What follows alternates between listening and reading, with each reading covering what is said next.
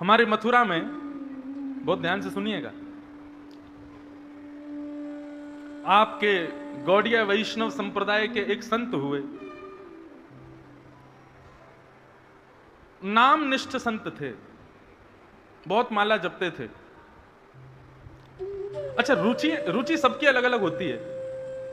किसी की रुचि नाम में होती है, किसी की रुचि धाम में होती है, किसी की रुचि लीला में होती है, किसी की रुचि दर्शन में होती है। सबकी रुचियां अलग अलग हैं।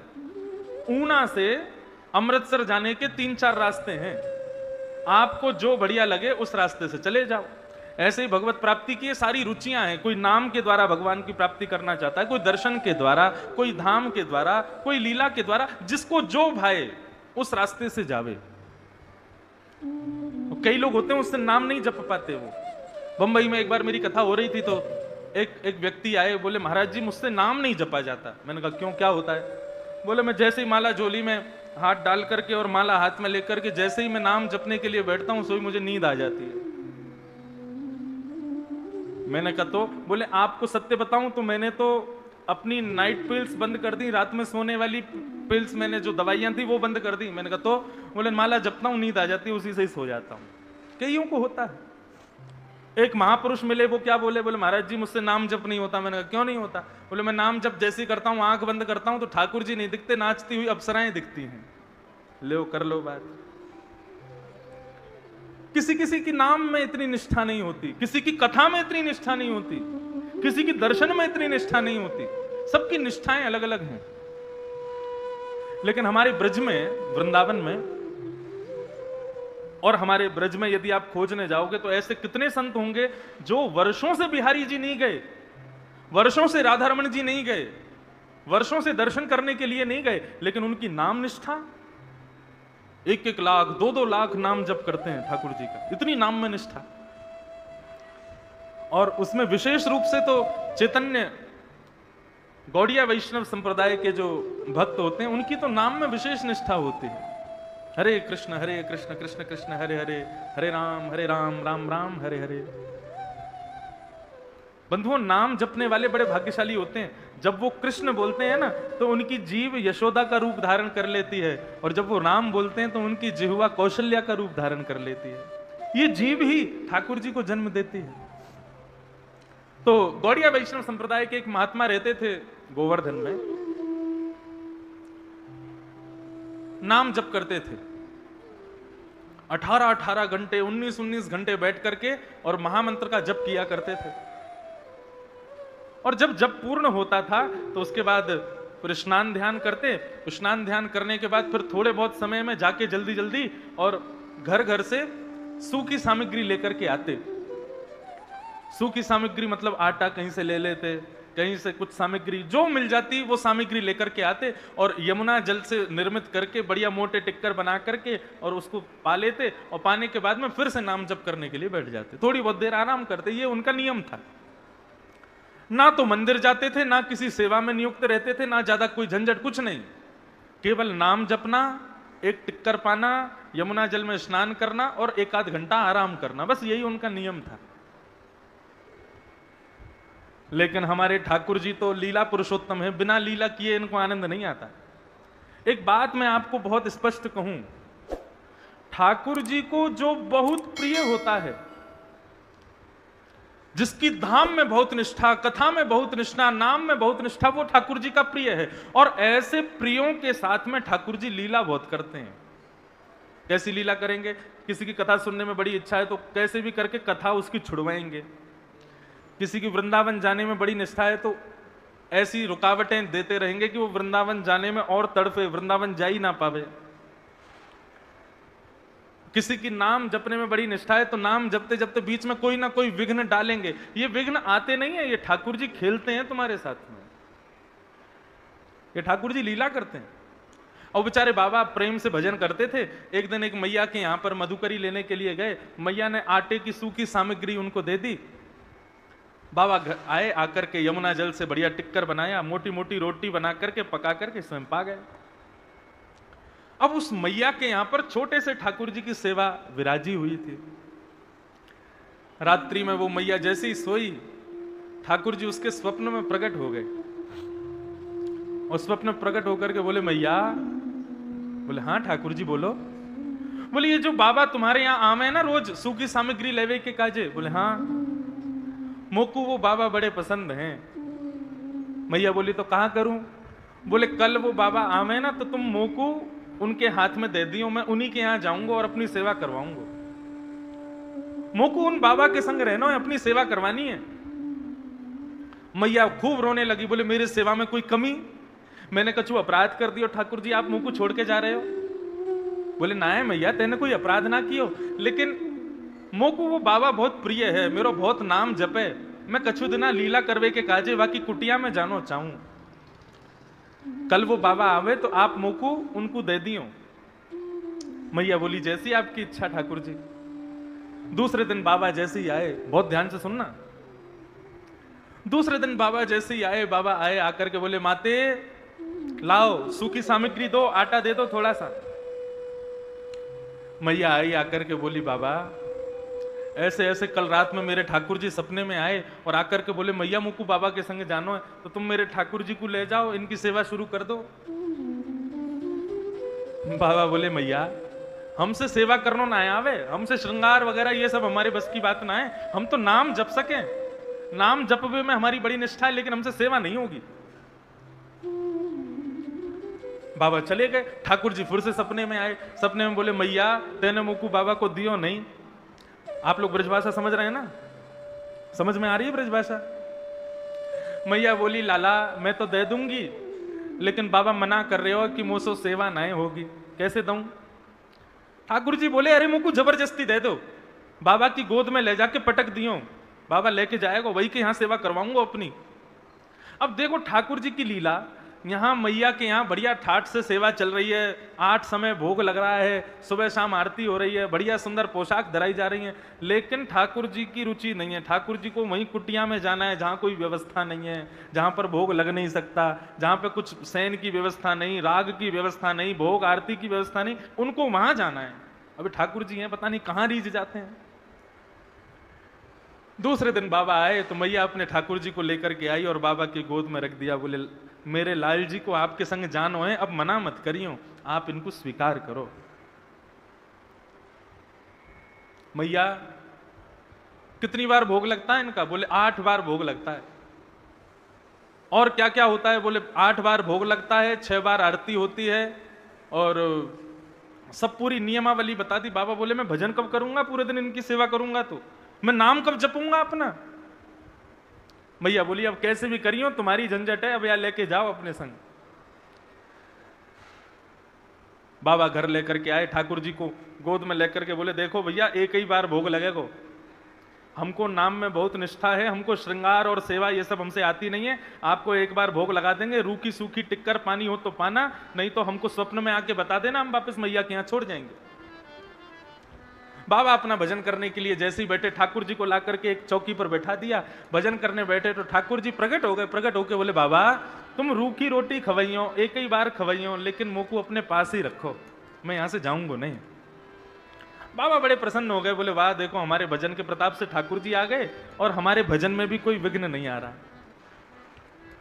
बाबा दूसरे दिन गए, बढ़िया आटा लेकर के आए, यमुना जल मिला करके बढ़िया आटा गूंद करके बढ़िया मोटा मोटा मोटी मोटी रोटी टिक्कर बनाया। टिक्कर बना करके एक पत्तल में परोस करके ठाकुर जी के आगे रख के तुलसी पधरा करके त्वदीयं वस्तु गोविंद तुभ्यमेव समर्पयेत् ग्रहाण सुमुखो भुक्त्वा प्रसीद परमेश्वर। प्रभु हमारी कुटिया का 56 भोग तो यही है, पाओ।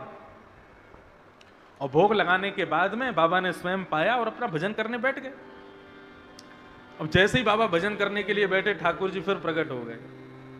प्रकट होके बोले बाबा बोले लाल जी सब सेवा में आनंद, कोई दुखी तो नहीं, कोई कष्ट तो नहीं, हमारी तो ऐसी रूखी सूखी सेवा है। ठाकुर जी बोले नहीं हमको बहुत आनंद आ रहा है, लेकिन बाबा कल से एक काम कर दियो। बोले कहा? बोले आप आटा में और यमुना जल मिला के टिक्कर बनाए थे ठीक है, लेकिन यदि आटे में नमक डाल दोगे तो नेक स्वाद आ जाएगा, हल्का सा नमक डाल दियो बस। बाबा बोले तो मतलब कल से हमको आटा भी लाना है और नमक भी लाना है। बोले हाँ बस इतनी सी सेवा कर दो, नेक्स्ट स्वाद आ जाएगा वहां में टिक्कर में। बाबा बोले ठीक है। दूसरे दिन गए तो मैया के यहां से आटा लाए, तो मैया से बोले मैया सुनो, आटे के संग आज नमक और दो। मैया मनी मन मुस्कुराने लगी, बोले है गयो काम, चटोरो पहुंच गयो कुटिया में। मैया लाई, नमक दे दिया, बोले बाबा लो प्रेम से टिक्कर बनाओ, पवाओ ठाकुर जी को। अब आटे में नमक मिला करके बढ़िया आटा गूंद के टिक्कर बना करके सेक करके बढ़िया ठाकुर जी को भोग लगाया। तो दियम वस्तु गोविंद तुभ्यमेव समर्पयेत्, पाओ प्रभु प्रेम से। प्रसादी पा करके जैसे ही भजन करने के लिए बैठे, ठाकुर जी फिर से प्रकट हो गए। ठाकुर जी आप आनंद से विराज रहे हो, कोई कष्ट तो नहीं है? नहीं नहीं बाबा खूब आनंद आ रहा है, लेकिन बाबा हमारी एक प्रार्थना है, यदि आप सुनो तो। बाबा बोले कहा बात है? बोले बाबा वो सूखो टिक्कर आप हमको भोग लगाओ ना। अब नमक तो आ गया और स्वाद तो बन गया, लेकिन बिना घी के जब टिक्कर खामे तो गले में इर्ज जाए, वो गले में चिपक जाए। यदि आप नेक कृपा कर दो, कल से नेक घी लियाए करो और टिक्कर सेक के वहां में नेक घी लगा दे करो। घी लगा के हमको भोग लगाओगे तो नेक निगलवे में आसानी होएगी। बाबा बोले 50 साल से भजन कर रहे हैं, केवल आटा लेकर के आते थे, अब नमक लाने लगे साथ में, अब कल से घी भी लेके आना है। ठाकुर जी बोले हमारे काजे इतना ना करोगे? बाबा बोले करेंगे, आपके लिए लेके आएंगे, घी और लाएंगे। दूसरे दिन बाबा भिक्षा लेने के लिए गए, आटा भी मिला, नमक भी मिला। फिर मैया से बोले मैया थोड़ा सा घी और दे दो।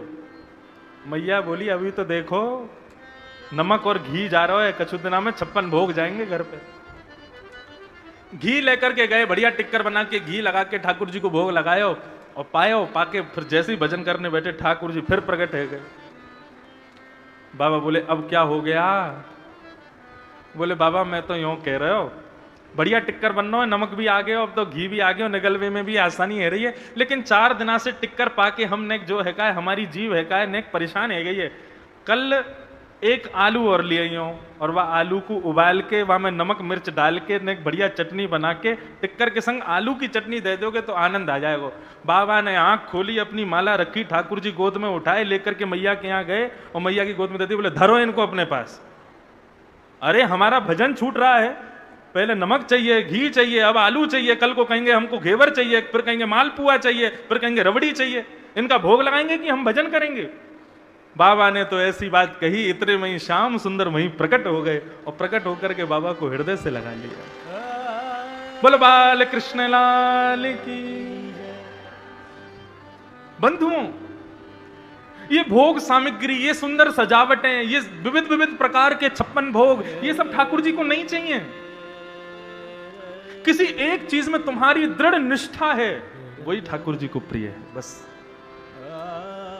हम लोग घबरा जाते हैं, अब हमारा भाव पहले जैसा क्यों नहीं रह गया, अब ठाकुर जी पहले जैसी लीला क्यों नहीं। ये सब ठाकुर जी खेलते हैं तुम्हारे साथ में, परखने की कोशिश करते हैं, ये लीला करते हैं ठाकुर जी। लेकिन तुम अपना भाव सुदृढ़ रखो, किसी एक चीज में निष्ठा रखो, या तो नाम में, या फिर धाम में, या फिर लीला में, या फिर स्वरूप दर्शन में, लेकिन उस निष्ठा को बरकरार रखो, उसको भंग मत होने दो। ऊना रहो, अमृतसर रहो, जलंधर रहो, मंडी हिमाचल में, ये मनाली में रहो, कहीं रहो, तुम्हारी दृढ़ता इतनी होनी चाहिए कि तुम ऊना में बैठ करके भी नेत्र बंद करो तो तुमको पता चल जाए कि आज बिहारी जी ने कैसे कलर की पोशाक पहनी है। और ये संभव है, ये हो सकता है।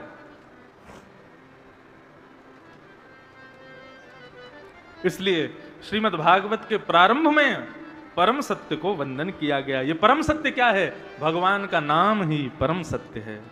हरे कृष्ण कृष्ण कृष्ण हरे हरे, हरे राम राम राम हरे हरे, यही परम सत्य है।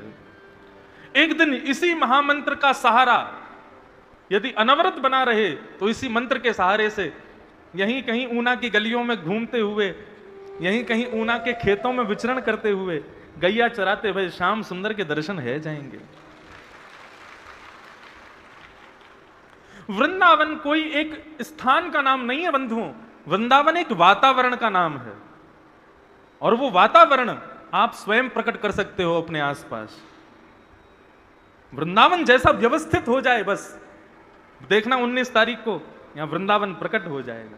लगेगा ही नहीं हम ऊना में बैठे, हम कहीं बाहर हैं, ऐसे लगेगा हम वृंदावन में हैं। याद रखना, वृंदावन कोई स्थान नहीं है, वृंदावन एक वातावरण है, बस उसको प्रकट होने की देर है।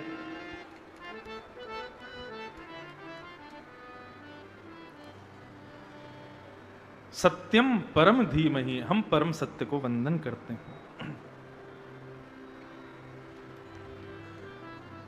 द्वितीय श्लोक में विषय, अधिकारी, संबंध, प्रयोजन, ये 4 चीजें बताई गई, बहुत ध्यान से सुनना। धर्म प्रोजित कई तवोत्र परमो निर्मत्सराणाम सता वैद्यम वास्तवमत्र वस्तु शिवदम तापत्रयोन्मूलनम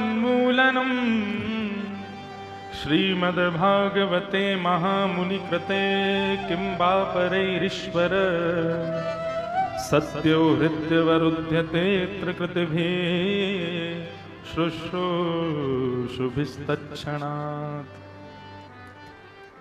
भागवत का विषय क्या है? तो धर्म प्रोचित कई तवोत्र परमो, भागवत का विषय है जो हमारे हृदय में परम धर्म का बीज बो दे। जिस कथा को सुनने के बाद हमारे हृदय में परम धर्म करने की इच्छाएं प्रकट होने लग जाएं। अब बंधुओं, परम धर्म किसे कहते हैं? जो क्रिया स्वार्थवश केवल अपने कल्याण के लिए नहीं, सर्वांगीण विकास के लिए की जाती है, उसी को परम धर्म कहते हैं। शास्त्रों में ऐसा लिखा है, मैं भजन करूं, मैं भजन करके अपना कल्याण कर लूं, यह विचारधारा रखने वाला व्यक्ति भी उत्तम भक्त नहीं माना जाता। केवल अपने उद्धार, अपने कल्याण, अपनी श्रेष्ठता के लिए भजन करना यह भी उचित नहीं है। सर्वांगीण विकास, यदि एक माला मैं अपने लिए करता हूं तो एक माला उनके लिए भी करो जो तुम्हारी माला जपने की स्थिति पर हंसते हैं। एक माला अपने परिवार की भी करो, एक माला अपने समाज के, राष्ट्र के उत्थान के लिए भी करो। शरणागतों को, भक्तों को दुख तो आता है, लेकिन वो जूझना जानते हैं, वो लड़ना जानते हैं कि दुख से कैसे लड़ना है।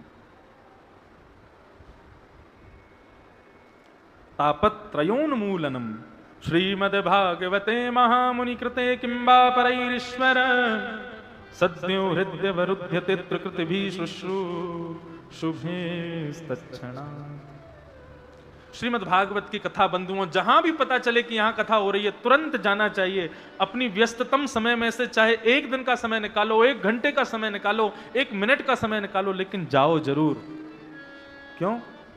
क्योंकि यस्य श्रवण मात्रेण हरिश्चित्तम समाचरेत। भागवत का दर्शन करने से, भागवत का श्रवण करने से, भागवत को प्रणाम करने से श्री हरि, त्रिभंग लली श्री बांके बिहारी श्री राधारमण लाल हरिश्चित्तम समाचरेत, वो चित्त में आकर के बैठ जाते, विराजमान होते हैं। इसलिए भागवत जरूर सुननी चाहिए।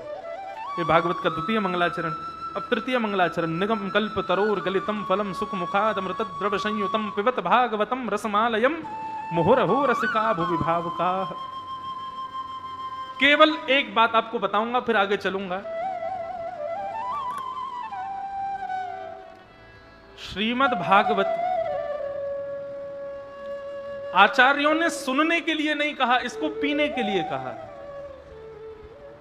आप कहोगे महाराज जी बिना सिर पैर की बातें कर रहे हो कथा में। हम लोग बैठ करके यहां कथा सुन रहे हैं और आप कह रहे हो कि ये सुनने का विषय नहीं है, पीने का विषय है। देखो यहां पर ये नहीं लिखा कि सुनो, यहां पर लिखा पिबत भागवतम रसमालयम, भागवत को पियो। बोले कैसे पिए? बोले श्रवण पुटेषु संवृतम। अच्छा एक बात बताओ, भगवान ने कान क्यों दिए? कान काहे को दिए भगवान ने? आप सब कह रहे हो सुनने के लिए, कुंडल पहनने के लिए, लेकिन सुनने वाली जो हमारी स्थिति होती है, सुनने वाला जो यंत्र हमारा होता है, जो ईयर ड्रम हमारे कानों में होते हैं, वो भीतर होते हैं। ये बाहर का ढांचा भगवान ने क्यों दिया? ये बाहर का जो पूरा स्ट्रक्चर हमारा बना हुआ है, ये भगवान ने हमको क्यों दिया? चश्मा पहनने के लिए। यदि ये नहीं होता तो जितने लोग चश्मा पहनते हैं वो चश्मा कहाँ टांगते अपना, पहन ही नहीं पाते। आजकल तो लेंस लगा लेते हैं लोग, लेकिन फिर भी ये बाहर का ढांचा भगवान ने क्यों दिया ये कभी समझ में नहीं आता। लेकिन श्रीमद् भागवत में लिखा है श्रवण पुटेषु संवृतम। इनको क्या कहा जाता है? इनको कहा जाता है श्रवण पुट। पुट माने दोना, श्रवण रूपी दोना है, ये भगवान ने हमको दिए हैं। ये भगवान ने हमको दोना इसलिए दिया, भाई दोना किसी को दिया जाता है, कटोरी किसी को दी जाती है तो वो इसलिए दी जाती है ताकि उसमें कुछ भर के पियो, उसमें कुछ डाल के खाओ। ठाकुर जी ने हमको श्रवण करने वाली जो यंत्र दिए वो तो भीतर हैं, लेकिन ये बाहर जो ये दोने दिए हैं, इसका मतलब ये है ठाकुर जी कहना चाहते हैं भाई ये दोना है, इसमें बढ़िया बढ़िया रस भर भर के पिया करो। और वो रस क्या है जो इस दोने में आ सकता है? तो निगम कल्प तरोर गलितम फलम। श्रीमद् भागवत ही एकमात्र रस है जो इन श्रवण पुटों में जा सकता है। और पीना कैसे है? पीने का मतलब सुनना नहीं है। सुनी हुई वस्तु विस्मृत हो सकती है, सुनी हुई वस्तु आप भूल सकते हो, लेकिन जिस वस्तु का पान किया जाता है वो अपना असर दिखाती जरूर है। मदिरा का नाम सुनने से नशा नहीं होगा, मदिरा का पान करने से नशा होगा। आपको यदि बुखार हो जाए और आपके कान में आकर के कोई दवाई का नाम बोल दे तो दवाई के नाम से आपका बुखार नहीं उतरेगा, दवाई का पान करना पड़ेगा। ठीक वैसे ही बंधुओं, हम सब लोगों को संसार का भवरोग लगा है, उस भवरोग को दूर करने के लिए इस कथा को सुनना नहीं है, इस कथा को अपने कर्ण रंध्रों से पान करना है। पान करने का मतलब उसका मनन करना है, उसका नित्य चिंतन करना है, उसको जीवन में उतारना, यही होता है पान करना। इसलिए पिबत भागवतम रसमालयम मुहुर्हो रसिका भुवि भावुका। निरंतर इसको पियो। इस प्रकार ये 3 श्लोकों में मंगलाचरण किए। सौनकादि ऋषियों ने सूत जी महाराज से 6 प्रश्न किए हैं। किम श्रेय शास्त्र सारः क किम कर्म स्व अवतार प्रयोजनम किम कर्म के अवतारश्च धर्मः कम शरणम गतः। ये 6 प्रश्न हैं। इन 6 प्रश्नों में ही भागवत की कथा है। सूत जी महाराज से 6 प्रश्न किए। सूत जी महाराज ने 6 प्रश्नों को सुनकर के सबसे पहले अपने गुरुदेव को प्रणाम किया है। गुरुदेव को प्रणाम करते हुए, वंदन करते हुए श्री सूत जी महाराज कहना प्रारंभ कर रहे हैं। हम सब भी अपने गुरुजनों को प्रणाम करें, भाव से, प्रेम से गुरुदेव का स्मरण करो। गुरु जी पैया लागू श्याम सो मिलाए दीजियो, गुरु जी पैया लागू श्याम से मिलाए दीजियो, गुरु जी पैया लागू श्याम सो मिलाए दीजियो, गुरु जी पैया लागू श्याम सो मिलाए दीजियो। गुरु कौन? गुरु वही जो श्याम से मिला दे, गुरु वही जो हृदय अंधकार मिटा दे, और गुरु वही जो सब छोड़ के वृंदा विपिन बसा दे, वो गुरु है। जो अपनी पूजा करावे, अपने को श्रेष्ठ बतावे और अपने पास ही सबको रखे, वो गुरु श्रेष्ठ नहीं है। जो सब छोड़ करके प्रभु की शरणागति करा दे, वो गुरु श्रेष्ठ है। ऐसे गुरु को बारंबार प्रणाम करो, भाव से अपने हृदय से गुरुदेव का स्मरण करते हुए। गुकारस्तु अंधकारस्यात् रूकारस्तु निरोधकः। गुरु कौन? जो हमारे हृदय के संशयों रूपी अंधकार को अपने ज्ञान रूपी प्रकाश से दूर करे, वो गुरु। हम लोगों में एक गड़बड़ी आ गई है। आजकल लोग गुरु कैसे बनाते हैं? श्रीमद् भागवत में दत्तात्रेय के 24 गुरु हैं, और श्री दत्तात्रेय जी महाराज का भाव कहता है कि गुरु प्रभाव देख करके मत बनाओ, गुरु स्वभाव देख करके बनाओ। हम लोग कैसे हो गए? हम लोग प्रभाव देख करके गुरु बनाते हैं। किसको गुरु बनाते हैं? जिसका प्रभाव बहुत हो। देखने में लगे हाँ महाराज 50-60 लोग आगे पीछे चलते हों, पुलिस एस्कॉर्ट करती हुई चल रही है, खूब बड़े बड़े आश्रम बने हुए हैं, लाखों लोग नतमस्तक होते जा रहे हैं। ऐसे प्रभाव को देख करके हम लोग गुरु बनाते हैं। लेकिन दत्तात्रेय जी महाराज का सिद्धांत श्रीमद् भागवत में कहता है कि प्रभाव से गुरु नहीं, स्वभाव से गुरु बनाओ। गुरु का स्वभाव गुरुत्व होना चाहिए। मैं सत्य बताऊं, हमारे सिख भाइयों का गुरुद्वारा में जैसे वो गुरु ग्रंथ साहिब की सेवा करते हैं, अपने गुरुजनों के प्रति जो उनकी निष्ठा है वो देख के बहुत अच्छा लगता है। वहां पर उनके ईश्वर, उनके परम तत्व, आप गुरु ग्रंथ साहिब के कभी गुरुवाणी आदि सुने, मैं कभी कभी सुनता हूं, तो वहां रामकृष्ण की ही चर्चा होती है। ईश्वर तो वही है, लेकिन वो मुख्य रूप से अपने गुरु को श्रेष्ठ मानते हैं। गुरु का स्वभाव निर्मल होना चाहिए, प्रभाव नहीं।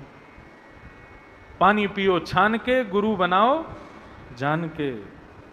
क्योंकि गली गली में गुरु फिरें, हमसे दीक्षा लियो, स्वर्ग जाओ चाहे नरक में, हमें बस लिफाफा दो। इसलिए